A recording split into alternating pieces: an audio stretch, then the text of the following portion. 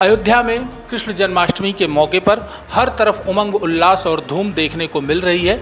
आज वहीं पर माधव सेवा सदन में बड़े ही भव्य रूप से कृष्ण जन्मोत्सव को मनाया जा रहा है।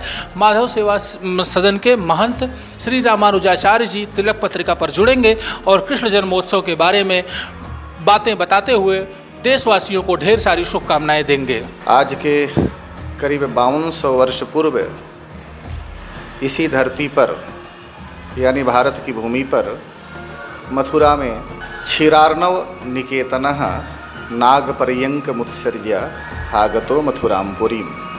इस वचन से हम सिद्ध करते हैं कि नागसैया को त्याग कर, क्षीर समुद्र को त्याग करके एस नारायण श्रीमान, वही नारायण श्रीमान मथुरा में कृष्ण के रूप में अवतार ग्रहण करते हैं।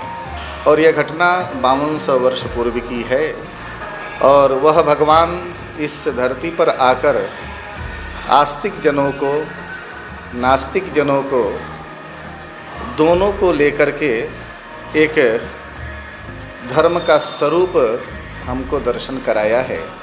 जो अतिशय नास्तिक थे, अतिशय धर्म विरुद्धी थे, उनको भगवान ने समाप्त किया, धर्म की स्थापना किया।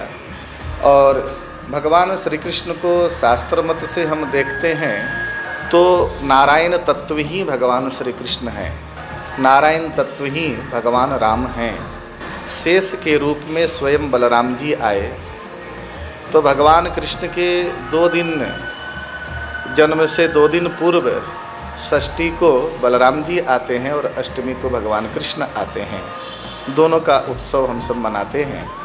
मथुरा में भगवान ने अवतार ग्रहण किया और रात्रि के ठीक 12 बजे, और भगवान एक शिशु के रूप में अथवा बालक के रूप में भगवान ने अवतार ग्रहण नहीं किया है। भागवत में स्पष्ट लिखा हुआ है, तमद्भुतम बालकमं भुजक्षणम। एक अद्भुत बालक जिसका नेत्र कमल के समान है, चतुर्भुज रूप में और चारों भुजाओं में शंख चक्र गदा पद्म आदि धारण करके उस जेल में, कारागृह में भगवान ने वसुदेव और देवकी को दर्शन दिया है। देवकी के वसुदेव जी के कहने से भगवान ने एक शिशु का, एक नवजात शिशु का रूप धारण किया और उसी रात्रि के बेला में वसुदेव जी को भगवान ने आज्ञा दिया है कि पिताजी आप मुझे गोकुल लेकर के छोड़ दो। तो भगवान अवतार ग्रहण करके तुरंत गोकुल में चले गए और गोकुल में दूसरे दिन नंदोत्सव मना। भगवान के आने का प्रयोजन क्या है? शास्त्र मत में हम चलते हैं तो कई प्रयोजन है भगवान के आने का। विनाशाय च दुष्कृताम धर्म संस्थापनार्थाय संभवामि युगे युगे, यह वचन भी है।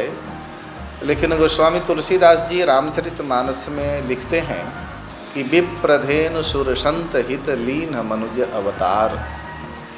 चाहे राम जी का अवतार हो, चाहे कृष्ण का अवतार है, ये ब्राह्मणों की रक्षा के लिए, गौ माता की रक्षा के लिए, देवताओं की रक्षा के लिए, संतों की रक्षा के लिए, भक्तों की रक्षा के लिए भगवान अवतार ग्रहण करते हैं। और दुष्टों का विनाश का विषय तो साथ में दुष्टों का विनाश भी कर देते हैं। जैसे कोई व्यक्ति रास्ते से यहाँ से मथुरा जा रहा हो, पैदल यात्रा में हो, तो कभी थक जाएगा तो पेड़ के नीचे बैठ जाएगा, कभी पेड़ के टहनी को तोड़ेगा, कभी पत्ते को मसलेगा तोड़ करके। लेकिन उद्देश्य क्या है? मथुरा पहुँचना है। उसी तरह परमात्मा जिस उद्देश्य से आते हैं उस उद्देश्य को पूरा तो करते हैं, लेकिन साथ में विनाशाय च दुष्कृताम, दुष्टों का विनाश कर देते हैं। जैसे पत्ते को मसल देना, टहनियों को तोड़ के फेंक देना, जैसे आदमी करता है उसी तरह परमात्मा करते रहते हैं। तो अवतार का प्रयोजन भागवत जी के अनुसार चलते हैं तो भगवान मनुष्यों को शिक्षा देने के लिए आते हैं, शिक्षित करने के लिए आते हैं। तो भगवान के आने का प्रयोजन अनंत हो सकते हैं, लेकिन मूल रूप से भगवान भक्त के वशीभूत होते हैं, भगवान भक्त के वश में होते हैं। और वश में होने के कारण भगवान स्वयं नहीं रह पाते हैं, त्वया होतस्तु भगवान यातनी च गृहेष्वपि। भागवत में स्पष्ट नारद जी बोलते हैं कि हे भक्ति मैया, तुम्हारे बुलाने पर भगवान तो नीच के घर में भी प्रकट हो जाते हैं। तो मूल रूप से भक्ति संपन्न जो भक्त हैं भगवान के, उनके ऊपर जब कष्ट आते हैं, उस कष्ट निवृत्ति को निवृत्ति करने के लिए भगवान अवतार ग्रहण करते हैं। क्योंकि भक्त के ऊपर जब कष्ट आते हैं तो भगवान सहन नहीं कर पाते हैं। क्योंकि भगवान का बहुत बड़ा संकल्प है कि अहम भक्त पराधीन, मैं भक्त के पराधीन हूँ, मैं स्वतंत्र नहीं हूँ। एक समय रहता है कि भगवान सर्वतंत्र स्वतंत्र रहते हैं, लेकिन जब उन्हीं के अंश जीव जब भक्ति पथ पर चलता है तो भगवान कहते हैं मैं उसके बंधन में आ जाता हूँ, मैं उसके पराधीन हो जाता हूँ। तो बड़ा ही सुंदर अवसर है, आप सब आए और समस्त आस्तिक जन नास्तिक जन समस्त सनातन धर्मियों को, देशवासियों को, विदेश में रहने वाले सनातन धर्मियों को मैं यहाँ से कृष्ण जन्मोत्सव की अनंत बधाइयाँ देता हूँ। जय श्रीमन नारायण।